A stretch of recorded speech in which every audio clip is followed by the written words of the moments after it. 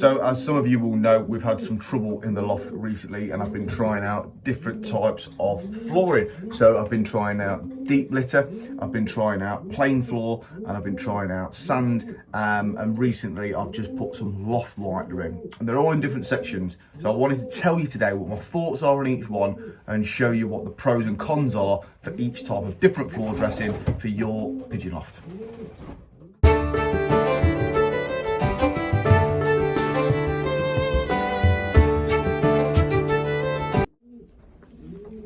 So first up, we have sand. Sand has been okay.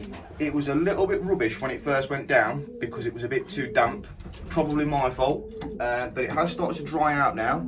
Easy to riddle, allows you to keep the floor quite clean. It is quite dark and it is also quite cold. Bearing in mind it's not that cold here in the UK at the moment. We are at the end of August, but I can imagine come December time it will be absolutely freezing.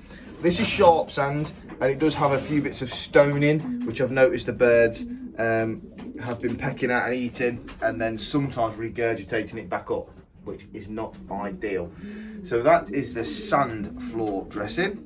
This is the plain floor with the Loft White down. It only went down yesterday. I'm quite pleased with it. You will notice some of my drop-ins in this section are still a little bit loose.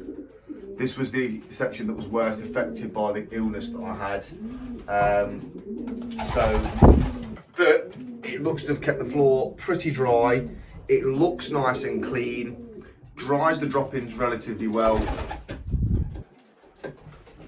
And it takes 2 minutes to scrape and look after, and you don't need to put it down every day.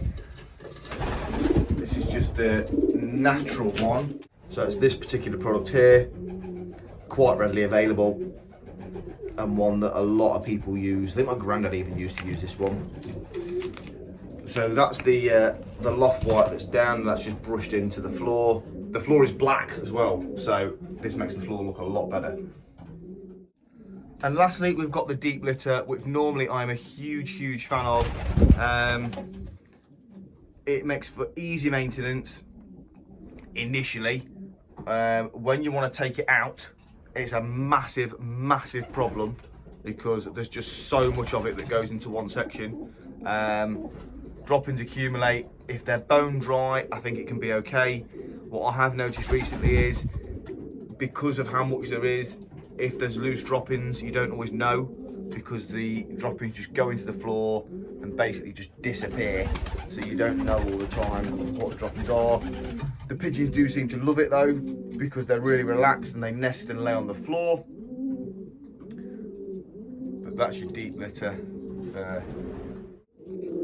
So in conclusion, my personal favourite, I think at the moment, is the Loft White on the floor. Simple to put down, cheap and effective, keeps the pigeon loft quite dry from what I can see at the moment. Like I say, that loft is the worst one, and has been the worst one. Sorry, that section that I've had birds in for loose drop-ins, and they're drying up pretty well, and you can see what's going on, which I think is really key as well.